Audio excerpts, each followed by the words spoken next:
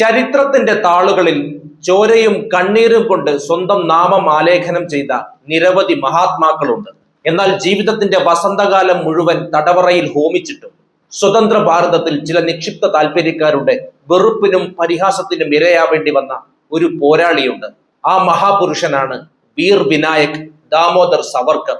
ഭാരതത്തിന്റെ സ്വാതന്ത്ര്യത്തിനായി അവസാന ശ്വാസം വരെ പോരാടിയ ആ വിപ്ലവകാരിയെ കുറിച്ച് പ്രചരിപ്പിക്കപ്പെടുന്ന ഏറ്റവും വലിയ നുണകൾ ഓരോന്നോരോന്നായി പൊളിച്ചെടുക്കാനാണ് ഞാൻ ഇന്ന് വന്നിരിക്കുന്നത്. ചരിത്ര രേഖകളുടെ അടിസ്ഥാനത്തിൽ സവർക്കറുടെ ത്യാഗപൂർണമായ ജീവിതവും അദ്ദേഹത്തെക്കുറിച്ചുള്ള തെറ്റിദ്ധാരണകളുടെ യഥാർത്ഥ സത്യങ്ങളും ഭാരതത്തിലെ ഓരോ പൗരനും അറിഞ്ഞിരിക്കേണ്ടതുണ്ട്. 1883 മെയ് 28 മഹാരാഷ്ട്രയിലെ നാസിക്കിനടുത്തുള്ള ഭഗൂർ ഗ്രാമത്തിലാണ് സവർക്കർ ജനിച്ചത്. നന്നേ ചെറിയ പ്രായത്തിൽ തന്നെ തികഞ്ഞ ദേശസ്നേഹിയായിരുന്നു അദ്ദേഹം. 1899 തന്റെ 16-ാം വയസ്സിൽ മിത്രമേള എന്ന സംഘടനയ്ക്ക് അദ്ദേഹം രൂപം നൽകി. ഈ പ്രസ്ഥാനമാണ് പിൽക്കാലത്ത് അഭിനവ് ഭാരത് സൊസൈറ്റി എന്ന വിപ്ലവ പ്രസ്ഥാനമായി മാറിയത്. സ്വാതന്ത്ര്യ സമരത്തിന്റെ ഭാഗമായി ഭാരതത്തിൽ ആദ്യമായി വിദേശ വസ്ത്രങ്ങൾ പരസ്യമായി കൂട്ടത്തോടെ തീയിട്ട് നശിപ്പിച്ചത് സവർക്കറുടെ നേതൃത്വത്തിലായിരുന്നു. ഉന്നത പഠനത്തിനായി ലണ്ടനിലേക്ക് പോയപ്പോഴും സവർക്കർ തന്റെ ലക്ഷ്യത്തിൽ നിന്ന് പിന്നോട്ട് പോയതേയില്ല.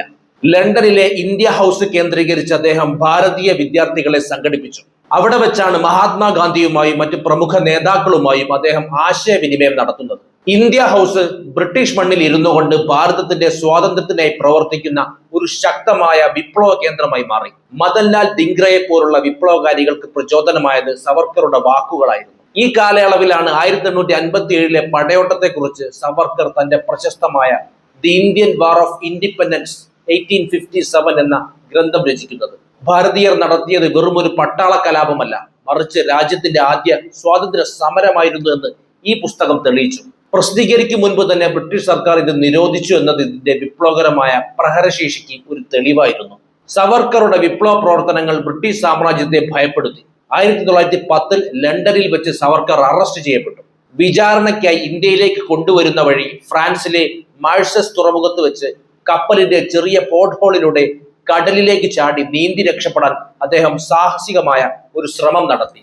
ഫ്രഞ്ച് മണ്ണിൽ വെച്ച് അദ്ദേഹം വീണ്ടും പിടിക്കപ്പെട്ടെങ്കിലും ഒരു വിപ്ലവകാരിയുടെ ഭയമില്ലാത്ത മനോഭാവം ലോകം അന്ന് കണ്ടു. തുടർന്ന് ഇന്ത്യയിൽ നടന്ന വിചാരണയിൽ ബ്രിട്ടീഷ് കോടതി അദ്ദേഹത്തിന് നൽകിയത് അവിശ്വസനീയമായ ഒരു ശിക്ഷയായിരുന്നു. 2 ജീവപര്യന്ത തടവ്, അതായത് ആകെ 50 വർഷത്തെ കഠിന തടവ്. അന്ന് വെറും 27 വയസ്സ് മാത്രം പ്രായമുണ്ടായിരുന്ന ഒരു യുവാവിനാണ് ബ്രിട്ടീഷ് നീതിന്യായ വ്യവസ്ഥ ഇത്തരം ഒരു കടുത്ത ശിക്ഷ വിധിച്ചത്. ഭാരതീയ സ്വാതന്ത്ര്യ സമര ചരിത്രത്തിൽ 2 ജീവപര്യന്തം ശിക്ഷ ഒന്നിച്ചു ലഭിച്ച ഏക വ്യക്തി സവർക്കർ മാത്രമായിരുന്നു. ശിക്ഷ അനുഭവിക്കാനായി അദ്ദേഹത്തെ അയച്ചത് അൻഡമാനിലെ സെല്ലുലാർ ജയിലിലേക്കായിരുന്നു. കാലാപാനി എന്നറിയപ്പെടുന്ന ഈ ജയിൽ മനുഷ്യർക്ക് ജീവിക്കാൻ കഴിയുന്ന ഒരിടമായിരുന്നില്ല. ചുവരുകൾക്ക് രക്തത്തിന്റെ മണമുള്ള, സൂര്യപ്രകാശം കടന്നു ചെല്ലാത്ത ഇടുങ്ങിയ അറകൾ. അവിടെ കഴുത്തിലും കൈകാലുകളിലും ഇരുമ്പു ചങ്ങലകൾ ബന്ധിച്ച് മണിക്കൂറുകളോളം എണ്ണയാട്ടുന്ന ചക്കിൽ മാടിനെ പോലെ പൂട്ടപ്പെട്ടു അദ്ദേഹം. ആവശ്യത്തിന് കുടിവെള്ളമോ ഭക്ഷണമോ ലഭിച്ചില്ല. ചെറിയ വീഴ്ചകൾക്ക് പോലും അതിക്രൂരമായ ചാട്ടവാറടികൾ ലഭിച്ചു. 6 മാസത്തോളം അതികഠിനമായ ഏകാന്ത തടവിലാണ് അദ്ദേഹത്തെ പാർപ്പിച്ചത്. കൂടെയുള്ള സഹതടവുകാരുമായി സംസാരിക്കാൻ പോലും അനുവാദമുണ്ടായിരുന്നില്ല. ഇത്തരമൊരു നരകതുല്യമായ അന്തരീക്ഷത്തിലും സവർക്കറുടെ രാജ്യസ്നേഹം ഒരിക്കലും തളർന്നില്ല. ജയിലിന്റെ ചുവരുകളിൽ മുള്ളുകൾ കൊണ്ട് കവിതകൾ എഴുതി അദ്ദേഹം തന്റെ വിപ്ലവാവേശം എന്നും നിലനിർത്തി. ഈ ക്രൂരമായ ജയിൽവാസത്തിനിടയിലാണ് അദ്ദേഹം ബ്രിട്ടീഷ് സർക്കാരിന് പെറ്റീഷനുകൾ നൽകുന്നത്. 1911, 13, 14, 17, 20 തുടങ്ങിയ വർഷങ്ങളിൽ സവർക്കർ നിയമപ്രകാരമുള്ള ക്ലമൻസി പെറ്റീഷനുകൾ സമർപ്പിച്ചു. ഇന്ന് ചില രാഷ്ട്രീയ പ്രചാരകർ ചുമ്മാ പറഞ്ഞു നടക്കുന്നത് സവർക്കർ ഭീരുവിനെ പോലെ മാപ്പ് പറഞ്ഞ് കത്തെഴുതി എന്നാണ്. എന്നാൽ അന്നത്തെ നിയമവ്യവസ്ഥ അനുസരിച്ച് ബ്രിട്ടീഷ് ഭരണത്തിൽ തടവുകാർക്ക് അനുവദിച്ചിട്ടുള്ള ഇളവുകൾക്ക് വേണ്ടിയുള്ള ഔദ്യോഗിക അപേക്ഷകളായിരുന്നു അവ. സവർക്കർ മാത്രമല്ല, അക്കാലത്ത് സെല്ലുലാർ ജയിലിൽ കഴിഞ്ഞിരുന്ന ഭൂരിഭാഗം രാഷ്ട്രീയ തടവുകാരും ഇത്തരം പെറ്റീഷനുകൾ നൽകിയിരുന്നു. ചരിത്ര രേഖകളിൽ ലഭ്യമായ 1913 സവർക്കറുടെ പെറ്റീഷനുകൾ പരിശോധിച്ചാൽ തന്റെ വിപ്ലവ പ്രവർത്തനങ്ങളിൽ ഖേദിക്കുന്നുവെന്നോ താൻ ചെയ്തത് തെറ്റാണെന്നോ ഉള്ള രീതിയിലുള്ള ഒരു വാക്കുപോലും അതിൽ കാണാൻ സാധിക്കില്ല. അതിലും ഉപരിയായി ഈ പെറ്റീഷൻ സ്വീകരിച്ച് സവർക്കറെ നേരിട്ട് ചോദ്യം ചെയ്ത British home member sir Reginald Craddock എഴുതിയ ഔദ്യോഗിക റിപ്പോർട്ട് ചരിത്രത്തിൽ നിഷേധിക്കാനാവാത്ത ഒരു വലിയ തെളിവാണ്. സവർക്കറുടെ വാദങ്ങളിൽ താൻ ചെയ്ത കാര്യങ്ങളിൽ അശേഷം പശ്ചാത്താപമോ ദുഃഖമോ ഉള്ളതായി കാണാൻ സാധിക്കുന്നില്ല എന്നാണ് ക്രാഡോക്ക് രേഖപ്പെടുത്തിയത്. അതായത് സവർക്കർ മാപ്പ് പറഞ്ഞു എന്ന് ചിലർ പ്രചരിപ്പിക്കുമ്പോൾ അദ്ദേഹത്തെ നേരിട്ട് വിചാരണ ചെയ്ത ബ്രിട്ടീഷ് ഉദ്യോഗസ്ഥൻ പറയുന്നത് സവർക്കർക്ക് യാതൊരു മാനസാന്തരവും വന്നിട്ടുണ്ടായിരുന്നില്ല എന്നാണ്.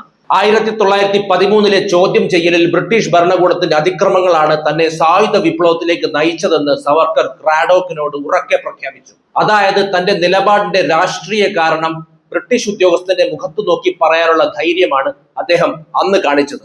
കൂടാതെ 1913 പെറ്റീഷൻ തടവുകാരോട് ബ്രിട്ടീഷ് അധികാരികൾ കാണിച്ചിരുന്ന മനുഷ്യത്വരഹിതമായ പെരുമാറ്റത്തിനെതിരെയുള്ള ഒരു പോരാട്ടമായിരുന്നു. സവർക്കറെ അതീവ അപകടകാരിയായ തടവുകാരൻ എന്ന് അന്യായമായി തരംതിരിച്ചതിനെ ചോദ്യം ചെയ്ത അദ്ദേഹം 6 മാസക്കാലത്തെ ഏകാന്ത തടവ്, ചക്കാട്ടൽ പോലുള്ള കഠിനമായ ശിക്ഷകൾ, സാധാരണ തടവുകാർക്ക് ലഭിക്കുന്ന പ്രാഥമിക ആനുകൂല്യങ്ങൾ നിഷേധിക്കൽ എന്നിവയെല്ലാം കുറിച്ച് പരാതിപ്പെട്ടു. ജയിലിന്റെ നരകതുല്യമായ അവസ്ഥയിൽ കിടന്ന് നശിക്കുന്നതിനേക്കാൾ തടവറയ്ക്ക് പുറത്തു വന്ന് മാതൃഭൂമിയെ സേവിക്കുന്നതാണ് ബുദ്ധിയെന്ന് ഏതൊരു തന്ത്രജ്ഞനായ നേതാവിനെയും പോലെ അദ്ദേഹം ചിന്തിച്ചു. സവർക്കർ തനിക്ക് വേണ്ടി മാത്രമാണ് അപേക്ഷ നൽകിയത് എന്ന വാദവും തീർത്തും തെറ്റാണ്. അദ്ദേഹത്തിന്റെ പെറ്റീഷനുകളിൽ സെല്ലുലാർ ജയിലിൽ കഴിയുന്ന മുഴുവൻ രാഷ്ട്രീയ തടവുകാരുടെയും പൊതുവായ മോചനവും ആനുകൂല്യങ്ങളുമാണ് അദ്ദേഹം ആവശ്യപ്പെട്ടിരുന്നത്. 1917 നൽകിയ പെറ്റീഷനിൽ തന്റെ പേര് കാരണം മറ്റുള്ളവരുടെ മോചനം തടസ്സപ്പെടുകയാണെങ്കിൽ തന്റെ പേരൊഴിവാക്കി മറ്റു തടവുകാരെ എല്ലാം മോചിപ്പിച്ചാലും തനിക്ക് സന്തോഷം മാത്രമേ ഉള്ളൂ എന്നാണ് അദ്ദേഹം ബ്രിട്ടീഷ് സർക്കാരിനോട് അന്ന് പറഞ്ഞത്. സ്വന്തം കാര്യത്തിൽ മാത്രം ശ്രദ്ധയുള്ള സ്വാർത്ഥനായ ഒരാൾക്ക് ഒരിക്കലും ഇത്തരമൊരു നിലപാട് സ്വീകരിക്കാൻ സാധിക്കില്ല. ബ്രിട്ടീഷ് ഭരണകാലത്ത് രാഷ്ട്രീയ തടവുകാർക്ക് ശിക്ഷാ ഇളവിനോ പൊതുമാപ്പിനോ വേണ്ടി അപേക്ഷ നൽകാനുള്ള നിയമപരമായ സംവിധാനം നിലവിലുണ്ടായിരുന്നു. റോയൽ പ്രൊക്ലമേഷൻ വഴി പ്രഖ്യാപിക്കപ്പെട്ട ഈ ആനുകൂല്യം രാജ്യത്തെ മുഴുവൻ രാഷ്ട്രീയ തടവുകാർക്കും വേണ്ടിയുള്ളതായിരുന്നു. 1920 മഹാത്മാഗാന്ധി സവർക്കർ സഹോദരന്മാരുടെ മോചനത്തെ കുറിച്ച് എഴുതിയ ലേഖനത്തിൽ നിരവധി രാഷ്ട്രീയ തടവുകാർക്ക് പൊതുമാപ്പ് നൽകിയിട്ടും സവർക്കർ സഹോദരന്മാരെ മോചിപ്പിക്കാൻ ബ്രിട്ടീഷ് സർക്കാർ മടിക്കുന്നത് എന്തുകൊണ്ടാണെന്ന ചോദ്യം ഉന്നയിക്കുകയുണ്ടായി. അക്കാലത്ത് കാലാപാനിയിൽ കഴിഞ്ഞിരുന്ന ബരീന്ദ്ര കുമാർ ഘോഷ്, ഋഷികേഷ് കാഞ്ചിലാൽ, നന്ദഗോപാൽ തുടങ്ങിയ നിരവധി വിപ്ലവകാരികളും ഇത്തരത്തിൽ പെറ്റീഷനുകൾ നൽകിയിരുന്നു.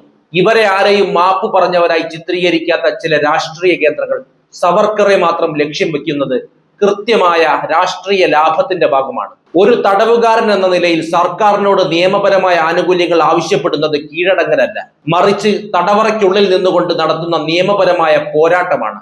സവർക്കർ ബ്രിട്ടീഷുകാരോട് മാപ്പ് പറയുകയും ബ്രിട്ടീഷ് ഭരണകൂടത്തിന് അതിൽ വിശ്വാസം വരികയും ചെയ്തിരുന്നുവെങ്കിൽ 1913 അപേക്ഷ നൽകിയ ഉടൻ തന്നെ അദ്ദേഹത്തെ മോചിപ്പിക്കുമായിരുന്നില്ലേ? എന്നാൽ സവർക്കർ അപ്പോഴും ബ്രിട്ടീഷ് ഭരണകൂടത്തിന് ഒരു ഭീഷണിയാണെന്നും അദ്ദേഹത്തെ പുറത്തുവിട്ടാൽ ഭാരതത്തിലെ സ്വാതന്ത്ര്യ സമര പ്രസ്ഥാനത്തിന് അത് വലിയ ഊർജമാകുമെന്നും ബ്രിട്ടീഷ് ഉദ്യോഗസ്ഥർക്ക് നന്നായി അറിയാമായിരുന്നത് കൊണ്ട് അവർ അദ്ദേഹത്തെ വിട്ടയച്ചില്ല.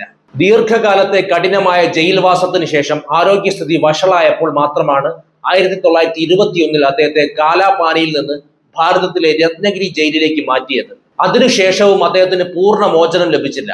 1924 രത്നഗിരി ജില്ല വിട്ടു പോകരുതെന്നും രാഷ്ട്രീയ പ്രവർത്തനങ്ങളിൽ പങ്കെടുക്കരുതെന്നും ഉള്ള കടുത്ത ഉപാധികളോടെയാണ് അദ്ദേഹത്തെ ജയിലിൽ നിന്ന് മാറ്റിയത്. 1937 വരെ ഏതാണ്ട് 13 വർഷക്കാലം സവർക്കർ രത്നഗിരിയിൽ വീട്ടുതടങ്കലിന് തുല്യമായ നിരീക്ഷണത്തിലാണ് കഴിഞ്ഞത്.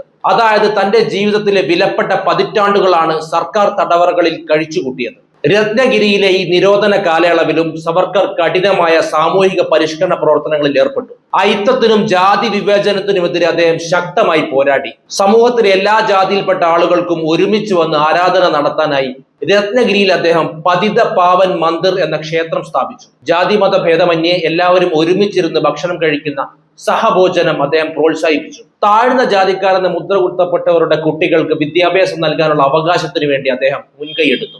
ഡോക്ടർ BR അംബേദ്കർ പോലും സവർക്കറുടെ ഈ അയിത്ത നിർമ്മാർജ്ജന പ്രവർത്തനങ്ങളെ പരസ്യമായി പ്രശംസിച്ചിട്ടുണ്ട്. ഭാഷാശുദ്ധിക്ക് വേണ്ടിയും സവർക്കർ വലിയ സംഭാവനകൾ നൽകി.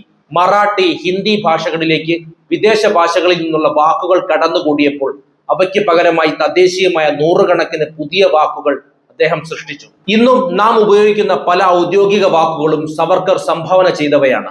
ഒരു മഹാകവിയും എഴുത്തുകാരനുമായിരുന്ന അദ്ദേഹം ജയിൽവാസത്തിനിടയിൽ രചിച്ച സാഹിത്യ സൃഷ്ടികൾ മറാഠി സാഹിത്യത്തിലെ അപൂർവ രത്നങ്ങളാണ്. 1937 കോൺഗ്രസ് പ്രവിശ്യ സർക്കാരുകൾ അധികാരത്തിൽ വന്നപ്പോഴാണ് സവർക്കർക്ക് മേലുള്ള നിരോധനങ്ങൾ പൂർണ്ണമായി നീക്കം ചെയ്യപ്പെടുന്നത്. അതിനുശേഷം അദ്ദേഹം ഹിന്ദു മഹാസഭയുടെ അധ്യക്ഷനായി തെരഞ്ഞെടുക്കപ്പെട്ടു. ഭാരതത്തിന്റെ വിഭജനത്തിനെതിരെ ശക്തമായ നിലപാടാണ് അദ്ദേഹം അന്ന് സ്വീകരിച്ചത്. ഭാരതത്തിന്റെ സൈനിക ശക്തി വർദ്ധിപ്പിക്കേണ്ടതിന്റെ ആവശ്യകതയെക്കുറിച്ച് അദ്ദേഹം നിരന്തരം സംസാരിക്കുകയും യുവാക്കൾ സൈന്യത്തിൽ ചേരണമെന്ന് ആഹ്വാനം ചെയ്യുകയും ചെയ്തു. സവർക്കറുടെ ജീവിതം സമാനതകളില്ലാത്ത ത്യാഗത്തിന്റെ കഥയാണ്.